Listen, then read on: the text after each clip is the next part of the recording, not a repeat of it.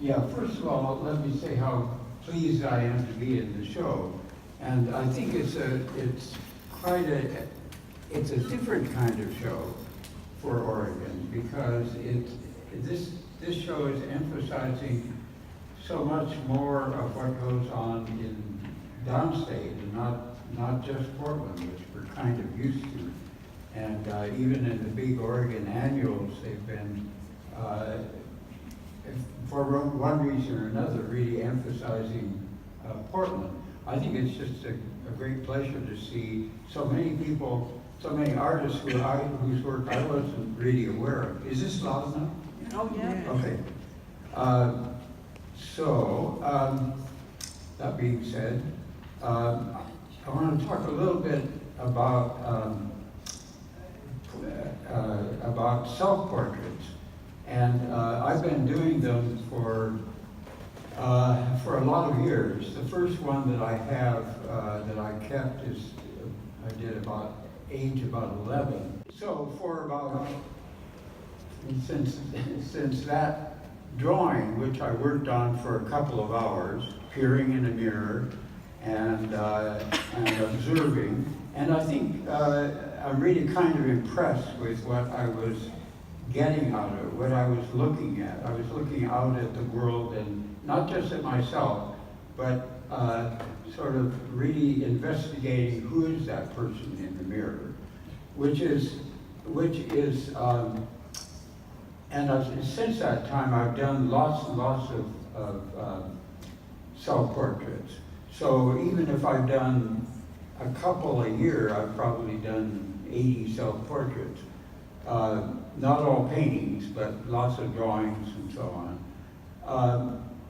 This isn't all just ego. This is, the artist looks in the mirror and sees a kind of somewhat alien person, as I think a lot of us do. You sort of say, at least sometimes in your life, I'm sure, whether you're an artist or not, you say, who is that person? Who is that really? I was going to Google, where you can find out lots and lots of stuff, and I asked Google how many self-portraits Van Gogh had done. And it said, it's probably right, is that in the last 3 years of his life, which is his most productive time, he did 30 paintings of himself. That's a lot, because these aren't just slapdash. And then I asked Google, what about Rembrandt? How many did he do? And it said that there were over 100. Probably 40 of those are paintings, and then of course many etchings and drawings. One of my favorite artists is Max Beckmann, who also did myriad self-portraits. And could you hold that a second? Oh, this is my wallet. I ran across this, which I wrote down. Oh, thank you. No, okay. Beckmann said, we don't know, meaning we, the scientific community, the world, we don't know what the self is. The self is the great veiled mystery of the world. I think that's great. And as I say, one of the reasons that artists do self-portraits is this kind of investigation of who's this funny guy in the mirror. Let me say some things directly about this painting. It's a diptych, so there are two paintings joined together. And it started out with the idea of this drawing of Louis Bunce, who was one of my mentors at the Museum Art School. And this is a drawing in pencil on canvas. And that was the first thing I did in this painting. And the rest of the painting changed quite a bit over working on it. But that stayed just as it is. It's a pencil drawing which has been fixed, so it's part of the painting. The rest of which is acrylic and oil. The right-hand side of the painting at one point wasn't working at all, and I abandoned it for a year or so, the whole painting, and put it away, and then I pulled it out and I thought, well, the idea, I still like the idea of this big vacant space and then the self-portrait on one side. So what I did was just throw that canvas away and started that image a second time and kept working on this side. One of the things for me about painting is that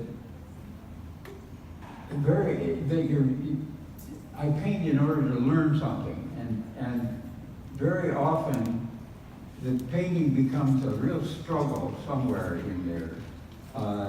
And once they come out well, it's sort of a wonderful result of the struggle. But it's sort of like Jacob wrestling with the angel, and he wrestles and wrestles and wrestles, and then in the morning he says, "Who are you?" I mean, he still doesn't know. He's probably been wrestling with himself. But this is what a lot of artists do, and which is my method of work anyway, is that because then something happens in the struggle that gives me something.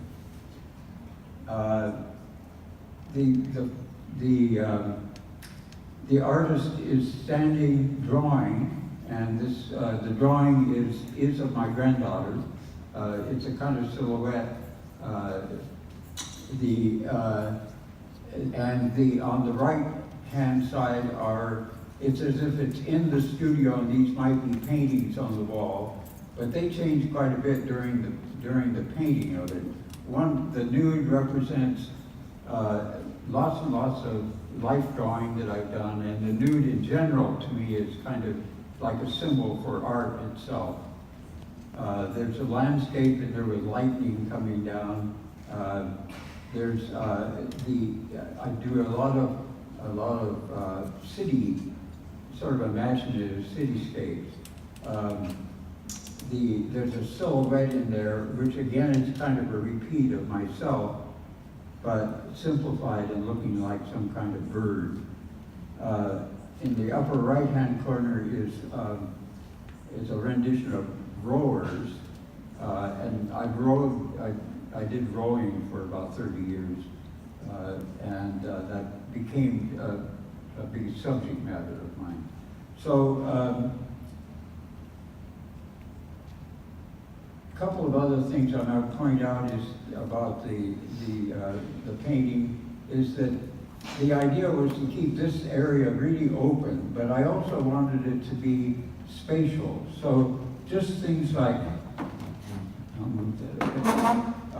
just adding this dimension here as if it was a shadow moving in, I think begins to make that seem like it's an inward space. And something like just adding a shadow to the edge of this form coming in turns that into some kind of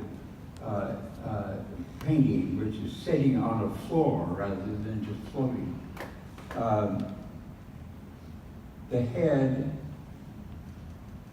and particularly the head, I worked on a lot, and it changed quite a bit.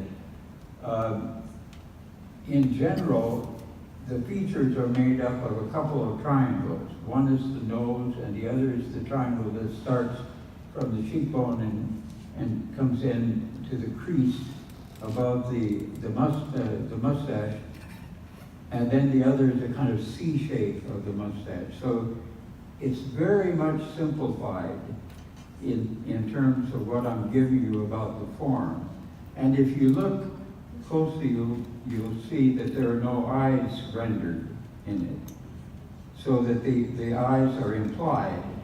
And I think when looking at the face, you don't miss them. You feel that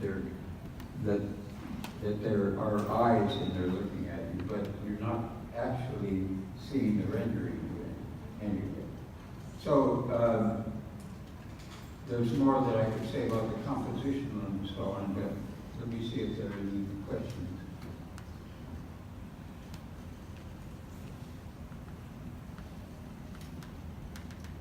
I guess on the silhouette of your granddaughter, I'm just curious, do you draw these, do you just draw by hand and correct until you get it right, or you measure, or how do you get the proportions right when you're drawing either your face or your granddaughter's face? It's drawn several times, and the first rendition of this was not exactly like that, and nor was I thinking about my granddaughter at that point. And then I redrew it a couple of times, and if you look at the line, it's actually worked quite a bit. It changes color and it changes dimension, so it's not. I want it to look kind of free, but it's not actually. It's worked until I get it to just the right quality of line that I want. And then it began to seem like her. So then I got a photograph of her from the side, and I made some drawings from the side, so I made it look more like her, and it's not, again, not that specific. If you had 6 girls and you said, which one is this, you might not guess it exactly. Incidentally, out of all of this, the painting in this was the most fun to do, the apron. And then the trick there was to leave it, leave it long. That was fun, and it worked. So and it also is kind of suggestive, I think, of mental activity or something like that. I love things that have kind of a double meaning. I was wondering about the red, since you're wearing red and that's very red. I just like this red really important. This, yeah, I love it as an emotional color. I think it's just terrific. This is a very deep red, and it's not cadmium light at all. But it's also, and it's hard to work with cadmium red deep and give it any life, I think. What I've done is this is sandpapered back into, and then if you look at it closely, there's ink, there's oil stick that's been scrubbed into it and wiped off and painted over. So there's a lot going on in the surface, and at times it was brighter, but I kept knocking it back because I wanted that very deep rose red. But you said you used both acrylic and oil. Did you start with acrylic and then put oil on top of that, or are some portions of the work just acrylic and others oil? Yeah, generally I start with acrylic and then move into oil.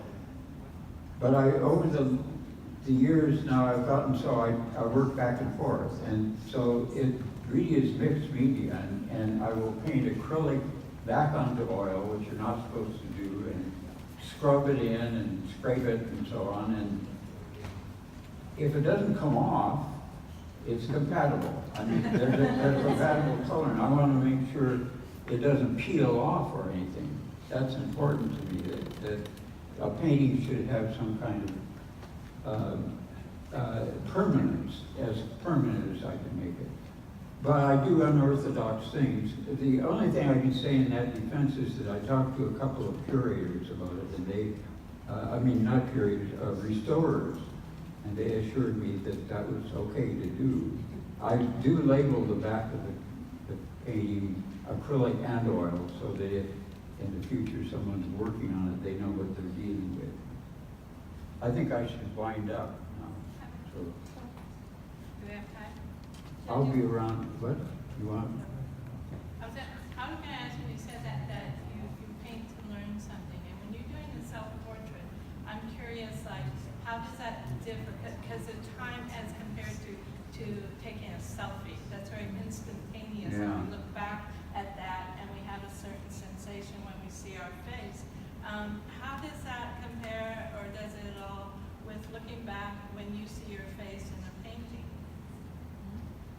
That's a very interesting question, because I think that what I'm aiming at in the painting is not something where you would say, even looking at another self-portrait of mine that I did 2 years ago, and say, well, this is definitely older. I mean, I'm not interested, I think with some people like Rembrandt, you can kind of do that, because he was interested in a verisimilitude that was, he wanted something very specific.